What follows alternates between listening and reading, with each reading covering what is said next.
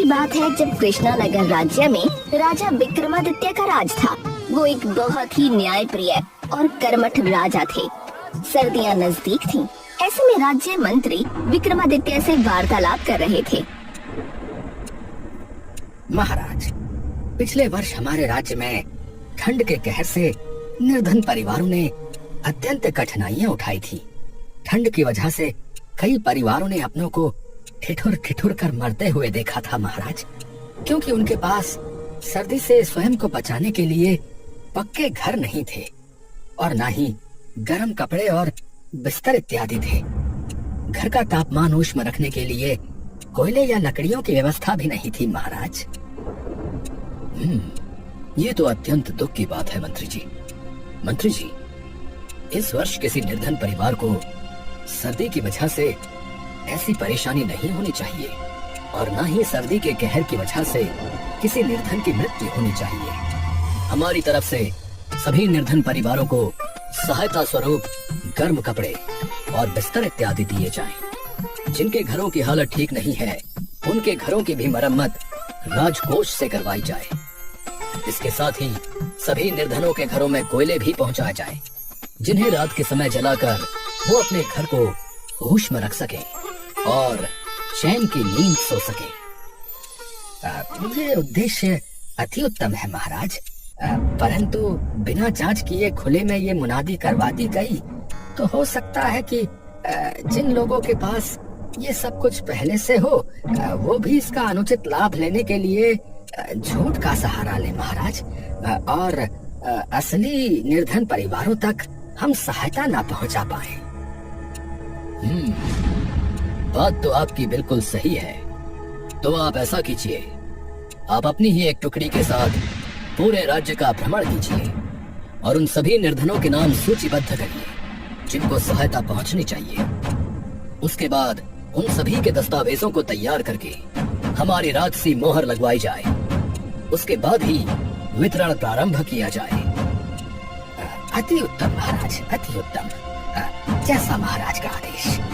जो आज्ञा महाराज। महाराज के आदेश से ये प्रक्रिया शुरू हुई। मंत्री कुछ आदमियों के साथ राज्य का भ्रमण करते हैं और उसने सभी गरीब परिवारों का नाम सूचीबद्ध किया। महाराज, सारी प्रक्रिया कर ली गई है। अब तो मात्र उन दस्तावेजों पर आपकी राजसी मोहर लगनी बाकी है। फिर हम वितरण प्रारंभ कर देंगे महाराज। तो हम आज से ही मोहरें लगाने का कार्य प्रारंभ कर देंगे। उसी समय एक आदमी दरबार में हाजिर हुआ। महाराज की जय हो। महाराज विक्रमादित्य, मैं रामेश नगर के राजा और आपके ससुर शिवसेन का दूत हूँ। एक दुखद संदेश है महाराज। महारानी गोदावरी का स्वास्थ्य अभी ठीक नहीं है और वो अंतिम समय में अपनी पुत्री यानी आपकी महारानी सुमित्रा से भेंट करना चाहती है। क्या माताश्री की तबीयत ठीक नहीं है? ये सुनकर महारानी की आंखों से आंसू बह निकले। महारानी, यह अश्रु बहाने का समय नहीं है। हमें अभी रामेश नगर के लिए प्रस्थान करना होगा। महाराज, आपकी अनुपस्थिति में राज्य कौन संभालेगा? हमारी अनुपस्थिति में राजकुमार प्रथमेश ही राज्य को संभालेंगे। ये सुनकर सभी दरबारी एक दूसरे का मुंह देखने लगे। हाँ पिताश्री, आप निसंकोच जाइए। हम राज्य को आपकी अनुपस्थिति में अच्छे से संभालेंगे। अति उत्तम राजकुमार, अति उत्तम। महाराज ने अपना रथ तैयार करवाया और महारानी के साथ कुछ सिपाहियों को लेकर उसी समय निकल गए। उनके जाते ही राजकुमार सिंहासन पर विराजमान हुआ। अगले दिन मंत्री राजकुमार को कार्यालय कक्ष में ले गया, जहाँ बहुत सारे दस्तावेज रखे थे। अरे यह क्या? यहाँ इतने सारे प्रलेख। राजकुमार, सर्दी का मौसम निकट है। ये सारे प्रलेख उन निर्धनों के हैं जिनको महाराज द्वारा प्रारंभ की गई योजना का लाभ दिया जाएगा। इन सभी पर राजसी मोहर लगनी है। ये कार्य महाराज स्वयं करने वाले थे, किंतु अब आप उनकी जगह हैं, तो ये आप ही कर सकते हैं राजकुमार। परंतु इतने सारे प्रलेखों पर मुहर लगाने में तो बहुत समय लगेगा मंत्री जी। आपकी आज्ञा हो तो ये कार्य मैं कर सकता हूँ राजकुमार। मंत्री जी, आपका मस्तिष्क ठिकाने पर है कि नहीं? मेरे होते हुए आप मुहर कैसे लगाएंगे? क्षमा करें राजकुमार, क्षमा करें।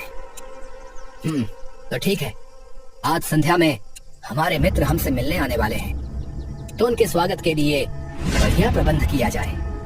ये मुहर लगाने का कार्य हम समय मिलने पर कर देंगे। शाम होने पर राजकुमार का एक मित्र दरबार में आया। अरे मित्र सुरसेन, कैसे हैं आप? एकदम अच्छा हूँ मित्र। प्रसन्नता हुई कि तुम अब सिंहासन पर विराजमान हो। राजकुमार अपने मित्र से मिलकर बहुत खुश हुआ। दोनों ने आपस में खूब बातें की और मदिरा पान भी किया। सुबह होने पर मंत्री कार्यालय कक्ष में पहुंचा तो उसने पाया कि राजकुमार ने सिर्फ 15 दस्तावेजों पर ही मुहर लगाई थी। मंत्री को चिंता हुई और वो राजकुमार के कक्ष में पहुंचा। राजकुमार, ये तो मात्र 15 प्रलेखों पर ही मुहर लगी है राजकुमार। अभी तो ये 10% भी नहीं हुए। आपको दोपहर होने तक इन सब पर मुहर लगा देनी चाहिए थी। मंत्री जी, आप हमें इस तरह से आदेश नहीं दे सकते। अभी जितना कार्य हमने किया है उन प्रलेखों का कार्य प्रारंभ करो। बाकी कार्य हम अपने मित्र के जाने के बाद पूरा करेंगे। मंत्री ने राजकुमार के आदेश का पालन किया। अगले दिन राजकुमार का एक और मित्र वहाँ आया और अब राजकुमार पहले से भी ज्यादा लापरवाह हो गया। मित्रों के साथ मदिरा पान करने और शतरंज खेलने में समय गुजारने लगा। राज्य का कोई भी कार्य ठीक से नहीं होता। इसी तरह 1 माह निकल गया। अब महाराज भी महारानी के साथ वापस महल आ चुके थे। महाराज फिर से सिंहासन पर विराजमान हुए और एक आदमी दरबार में हाजिर हुआ। दुहाई हो महाराज, दुहाई हो। क्या हुआ महाशय, आप इतने परेशान क्यों हैं? महाराज मैं सत्यनगर से आया हूँ महाराज। हमारे नगर में महाराज लूटपाट जैसी घटनाएं नित्य हो रही है महाराज, नित्य हो रही है। एक गिरोह नगर में घूम रहा है महाराज। वो लोग हवा में कोई ऐसा पदार्थ छोड़ते हैं जिससे सामने वाले व्यक्ति मूर्छित हो जाते हैं महाराज, और फिर लूट जैसी घटना हो जाती है महाराज। ये तो अत्यंत गंभीर समस्या है। ऐसे में हमें कोई बड़ा कदम उठाना पड़ेगा। महाराज ने राजकुमार से कहा। राजकुमार, हमें लगता है कि इस गिरोह को पकड़ने का कार्य आपको देना सही होगा। जी पिताश्री, हमें बताएं कि हमें क्या करना है। हमें इस समस्या से निपटने के लिए एक योजना बनानी होगी। उसके बाद हम तय करेंगे कि आपको कैसे कार्य करना है। महाराज ने मंत्री से 2 दिनों तक अकेले में चर्चा की और फिर राजकुमार को बुलाया। राजकुमार, हमने योजना बना ली है। अगर गिरोह को यह पता चल गया कि आप उनका निरीक्षण करने के लिए नगर में उपस्थित हैं, तो वो सतर्क हो जाएंगे। इसीलिए हम चाहते हैं कि आप एक आम व्यक्ति बनकर इस गुत्थी को सुलझाएं। पिताश्री, लेकिन वो कैसे होगा? मंत्री जी। महाराज के इशारे पर मंत्री ने सामने रखे एक चित्र से कपड़ा हटाया। अरे पिताश्री, ये तो हमारा चित्र है। ये आपने कब बनवाया? ये चित्र आपका नहीं है राजकुमार। ये चित्र रामू नाम के एक श्रमिक का है, जो अपने परिवार के साथ सत्यनगर में एक छोटे से घर में रहता है। रामू? कौन रामू? और आप मुझे इसके बारे में क्यों बता रहे हैं? वो इसलिए क्योंकि तुम्हारा रंग रूप हूबहू इससे मिलता है। यही हमारी योजना का एक पात्र है। आप कल सुबह मंत्री जी के साथ सत्यनगर के लिए निकल जाएंगे। फिर हम इस व्यक्ति को अपने गुप्तचरों से उठवा लेंगे। उसके बाद आप इस व्यक्ति की जगह इसके घर में जाकर इसके परिवार के साथ रहेंगे। इस तरह आप सत्यनगर में रहकर ये पता लगाएंगे कि वो लूटपाट करने वाला गिरोह कौन है और वो ऐसा कार्य क्यों कर रहा है। जो आज्ञा पिताश्री। राजकुमार को एक रथ में बैठाया गया और 2 दिनों की यात्रा के बाद वो सत्यनगर पहुंचा। मंत्री ने उसे साधारण वस्त्र पहना दिए थे। राजकुमार, यहाँ से सीधे जाने के बाद एक कुआं आएगा। उस कुएं के सामने ही रामू का घर है। आप बेझिझक जाकर उसमें रहना प्रारंभ कर दीजिए। परंतु ये ध्यान रहे कि किसी को ये लेश मात्र भी शक नहीं होना चाहिए कि आप राजकुमार हैं। राजकुमार मंत्री की बात सुनकर आगे बढ़ गया। रात काफी हो रही थी।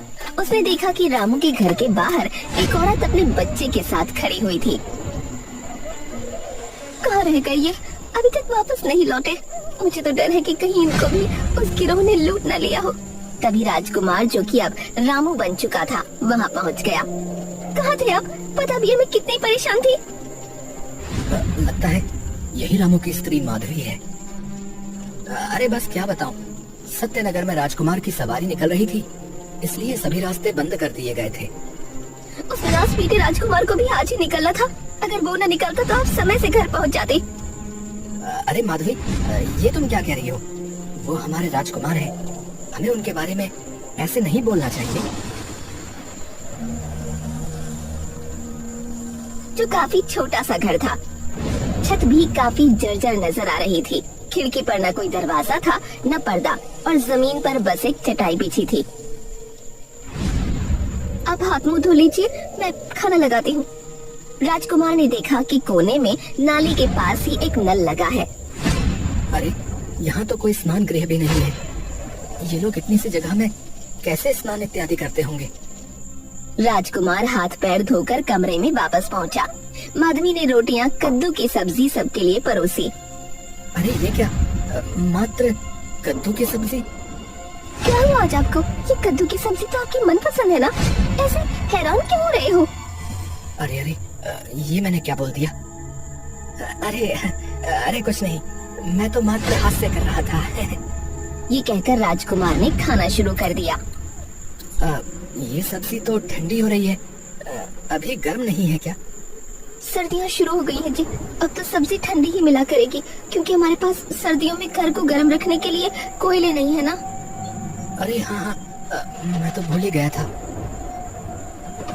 राजकुमार ने खाना खाया और उसके बाद माधवी ने बिस्तर लगाया। अरे ये क्या, इतनी ठंडी धरती पर इस चटाई से तो लेश मात्र भी फर्क नहीं पड़ रहा है। एक मोटी कालीन होती तो इतनी ठंड नहीं लगती। जी, कालीन तो हमारे पास हर सर्दियों में नहीं होती। इस बार आपको कालीन का ख्याल कहाँ से आ गया? चलिए ओढ़ने के लिए रजाई निकाल लेते हैं, नहीं तो आज हमारे शरीर की बर्फ जम जाएगी। हाँ, चलो चलो, रजाई निकाल लेते हैं। राजकुमार माधवी के साथ एक छोटे कमरे में गया तो वहाँ रखे संदूक के कोने पर जंग लगा हुआ था। ये संदूक के कोने पर जंग कैसे लगा है? अरे आपको तो पता ही है ना, बरसात में कितनी छत टपक रही थी हमारी। तेज बारिश में बरसात का पानी सीधा इस कोने पर ही गिरता था, इसी वजह से संदूक का ये कोना गल गया। ये सुनकर राजकुमार चुप हो गया। उसने संदूक खोलकर रजाई निकाली तो रजाई का कोना भीगा हुआ था। अरे अरे, ये तो हमारी रजाई भी खराब हो गई। क्या ये रजाई अब प्रयोग में नहीं आ पाएगी? पता नहीं जी, अब तो इसको धूप में सुखाने के बाद ही पता चलेगा। अगर रजाई सूख गई तो काम में आ जाएगी, लेकिन अगर कोना ही गल गया होगा तो हमें परेशानी हो जाएगी। राजकुमार उसकी ये बात सुनकर परेशान हो गया। चलिए आज तो चादर ओढ़कर ही काम चलाना पड़ेगा। राजकुमार माधवी के साथ कमरे में पहुंचा। वो चटाई पर लेटा था और दूसरी तरफ माधवी थी। बीच में उसका बेटा चिंकू सो रहा था। अरे माधवी, इस चादर से तो कुछ भी फर्क नहीं पड़ रहा है। ऊपर से खिड़की से भी हवा अंदर आ रही है और नीचे धरती भी इस पतली सी चटाई की वजह से बर्फ जैसी महसूस हो रही है। हम ऐसे में कैसे सो पाएंगे? अरे आप तो हर बार मुझे हिम्मत देते हैं सर्दी से लड़ने की, इस बार आप कैसे हिम्मत हार रहे हैं? अरे अरे, इसको आप कैसे बताऊं कि इसके बराबर में राजकुमार लेटा है, रामू नहीं। मुझे तो लगता है कि मैं सुबह तक जीवित भी नहीं बचूंगा, इतनी सर्दी है। माधवी और चिंकू तो सो चुके थे, लेकिन राजकुमार को नींद नहीं आ रही थी। वो चिंकू से लिपट गया था, लेकिन अभी भी ठंड में बुरी तरह से ठिठुर रहा था। उस गिरोह का पता लगाने का कार्य कल से प्रारंभ करना है। लेकिन इतनी ठंड में तो मुझे निद्रा भी नहीं आ रही है। जैसे तैसे रात गुजर गई। सुबह होने पर माधवी राजकुमार से बोली, ए जी सुनते हो? राजकुमार हड़बड़ाहट में नींद से जागा। हाँ, बोलो बोलो, क्या हुआ? अरे घबराइए नहीं, मैं कह रही थी कि छत पर रजाई सूखने के लिए डाल देते हैं, दोपहर में धूप अच्छे से लगेगी तो सूख जाएगी। राजकुमार ने रजाई उठाई और माधवी के साथ छत पर गया। उसने देखा कि छत पर एक तरफ पानी भरा हुआ है। अरे ये क्या, छत तो स्वयं सूखी नहीं है, यहाँ रजाई कैसे सूखेगी? हाँ जी, इसकी मरम्मत हो जाती तो पानी इस तरह जमा नहीं होता। खैर, अब इस पानी को सूख देती हूँ। माधवी ने झाड़ू उठाई और फिर पानी को सूतने लगी। उसके बाद उन्होंने रजाई सूखने के लिए छत पर फैला दी। चलिए मैं नाश्ता बना लेती हूँ, आप इतने नहा लीजिए। हाँ, मैं इतने में स्नान कर लेता हूँ। राजकुमार नहाना चाहता था। आंगन में एक नल, एक बाल्टी और डब्बा था। राजकुमार ने पानी को हाथ पर डालकर महसूस किया। अरे इतना ठंडा पानी, इसी से स्नान करना पड़ेगा क्या? राजकुमार ने अपने बदन पर पानी डाला तो उसकी घिघी बन गई। वो नहाकर जैसे तैसे कमरे में पहुंचा और चूल्हे के सामने बैठ गया। अरे क्या हुआ आपको? अरे माधवी, पानी तो बर्फ से भी ठंडा निकल रहा था। हाँ तो क्या हुआ, हम तो रोजाना ठंडे पानी में ही नहाते हैं। आप कोई राजकुमार थोड़े ही हो जो आपको गर्म पानी वाला स्नान गृह मिलेगा। ये सुनकर राजकुमार भी हंसने लगा।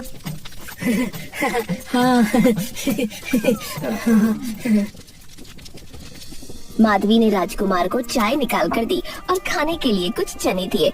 राजकुमार चाय की चुस्की लेने लगा। उसके शरीर में कपकपी लगी थी। अगर ये चाय न मिलती तो मेरा तो आज सर्दी के मारे स्वर्गवास ही हो जाता। शुभ शुभ बोलिए जी, भगवान न करे। हम गरीबों के लिए तो यही चाय एक वरदान साबित होती है। चाय पीने के बाद माधवी ने उसे खाने का एक डब्बा दिया और बोली, आज आप काम करके समय से घर आ जाना, सर्दी बहुत ज्यादा है। हाँ माधवी, मैं प्रयास करूंगा।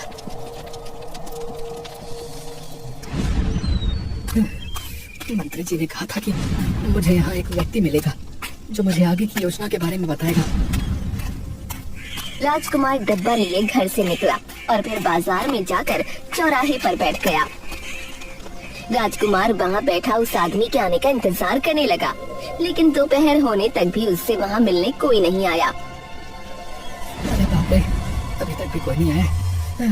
बहुत भूख भी लगी है, अब पहले भोजन ही ग्रहण कर लेता हूँ। हाँ। राजकुमार ने खाना खाने के लिए डब्बा खोला। उसके अंदर कुछ हरी मिर्च, 2 प्याज, 1 गुड़ की डली और 4 रोटियां रखी थीं। हे भगवान, ये भी कोई खाना है? राजकुमार को बहुत भूख लगी थी, लेकिन गुड़ और प्याज से रोटी कैसे खाए, उसको ये समझ नहीं आ रहा था। बेटा एक रोटी दे दो बेटा, बहुत भूख लगी है, 2 दिन से कुछ नहीं खाया बेटा। हाँ, क्यों नहीं बाबा, आइए बैठिए। राजकुमार ने उसे बैठाया और डब्बा उसके सामने रख दिया। बूढ़े ने पहले रोटी उठाई, फिर गुड़ की डली के 2 टुकड़े किए और फिर प्याज को रोटी पर रखकर हथेली मारकर उसे फोड़ा। राजकुमार उसे बड़े गौर से देख रहा था। बूढ़ा फिर जिस तरह से प्याज से रोटी खाने लगा, राजकुमार भी उसी की देखम देख रोटी खाने लगा। राजकुमार का पेट भर गया और बूढ़ा भी अब भूखा नहीं था।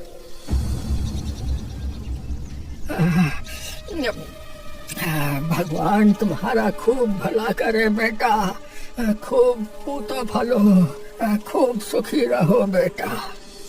राजकुमार रात होने पर घर पहुंचा और उसने 5 मोहरे माधवी को दी। ये लो माधवी, आज की कमाई। अरे वाह, आज तो आपको बड़े अच्छे पैसे मिल गए जी। अरे नहीं, कहीं मैंने अधिक मोहरें तो नहीं दे दी। चलिए रजाई उतार लाते हैं, वरना ओस से पूरी तरह भीग जाएगी। सभी ने एक साथ खाना खाया और फिर सोने के लिए बिस्तर पर आ गए, लेकिन रजाई ओढ़ने के बाद भी उसे सर्दी लग रही थी। अरे माधवी, रजाई से तो अभी भी हवा भीतर आ रही है। हाँ जी, रजाई काफी पुरानी हो गई है, इसलिए रुई कहीं कहीं से टूट रही है। अब तो इन सबको झेलते हुए ही रात गुजारनी पड़ेगी। ये लोग कितने हिम्मत वाले हैं। मात्र 2 दिनों में मेरा क्या हाल हो गया। और ये लोग हर साल ऐसे ही जीवन व्यतीत करते हैं। माधवी, मुझे लगता है कि हमें महाराज से सहायता मांगनी चाहिए। हम उनकी प्रजा हैं। उनको सर्दी के कहर से हमें बचाने के लिए कुछ तो करना ही चाहिए। अरे आप भूल गए क्या, राजा का मंत्री आया तो था। पूरे इलाके के गरीबों के नाम और पते लिखकर ले गया था। कह रहा था सर्दी आने से पहले ही सभी के घरों की मरम्मत होगी, नई रजाई और गर्म कपड़े मुहैया कराए जाएंगे और सभी घरों में गर्मी का तापमान सही रहे उसके लिए लकड़ियाँ और कोयले भी पहुँचाए जाएंगे। क्या मंत्री जी आए थे और ये सब बोलकर गए? हाँ, यही सब वादे थे उनके, लेकिन अभी तक उनका कोई अता पता नहीं है। अगर उनके वादे पूरे हो जाते तो खिड़की पर खटका होता, हमारी छत भी ठीक हो जाती, जिससे हमारा संदूक और रजाई भी खराब ना होती। नहाने के बाद हमारे पास कोयले होते जिससे हम शरीर को ताप सकते और सर्दी के कहर से हम सब अपना बचाव आसानी से कर पाते। लेकिन वो मुआ मंत्री बस हम सबके बारे में पूछताछ करके चला गया। राजकुमार अब गहरी सोच में डूब गया। उस बूढ़े की शक्ल भी बार बार उसकी आंखों में घूम रही थी। अगली सुबह वो चौराहे पर न जाकर सीधा राजमहल पहुंच गया। अरे राजकुमार, आप अचानक यहाँ कैसे? क्या उस लुटेरे गिरोह का कुछ पता चला? पिताश्री प्रणाम। जो लुटेरे लोगों को इस समय लूट रहे हैं ना, अभी उनको पकड़ने से अधिक आवश्यक है कि राज्य में जो निर्धन लोग सर्दी का कहर झेल रहे हैं उनकी सहायता की जाए। कैसी सहायता राजकुमार? मैं मात्र 2 दिन भी रामू बनकर ठीक से नहीं रह पाया पिताश्री। हमारी निर्धन प्रजा कितनी कठिनाई से जी रही है। उनके घरों को ठीक कराने की आवश्यकता है और उनके पास खाने को मात्र रोटी और प्याज भर है। गर्म कपड़े उनके पास नहीं है पिताश्री। सोने को गर्म बिस्तर, रजाई इत्यादि नहीं है और आग सेकने को कोयले तक नहीं है। वहाँ ठंडे पानी से स्नान करना पड़ता है। मैं तो अचंभित हूँ कि भला कोई निर्धन इतना कुछ कैसे झेल लेता है, जबकि मुझसे वहाँ 2 दिन तक नहीं बिताए गए पिताश्री। 2 दिन नहीं बिताए गए। ये सुनकर महाराज ने मंत्री की तरफ देखा। क्षमा कीजिए राजकुमार, परंतु जो परेशानी आज हमारे राज्य में प्रजा को हो रही है उसके दोषी आप हैं राजकुमार। हमने जो प्रलेख आपको दिए थे, अगर आप उन पर मोहर लगा देते तो उन सभी निर्धनों को गर्म कपड़े, रजाई, कोयले इत्यादि पहुंचा दिए जाते। उनके घरों की मरम्मत हो जाती और वो इस सर्दी में भी आराम से अपने घरों में सो पाते। ये सुनकर राजकुमार ने नजरें झुका ली। मंत्री जी, अब हमें अपने आप से घृणा हो रही है। हमारी लापरवाही की वजह से प्रजा ठंड का कहर झेल रही है। तो अब क्या आदेश है राजकुमार?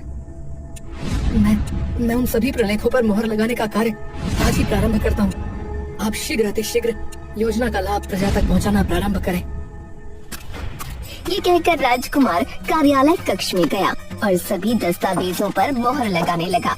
सुबह से मोहर लगाते लगाते दोपहर हो गई, लेकिन वो रुकने को तैयार नहीं था। राजकुमार, कृपया भोजन ग्रहण कर लीजिए। ये कार्य तो बाद में भी हो जाएगा। नहीं पिताश्री, हम अभी भोजन नहीं कर सकते।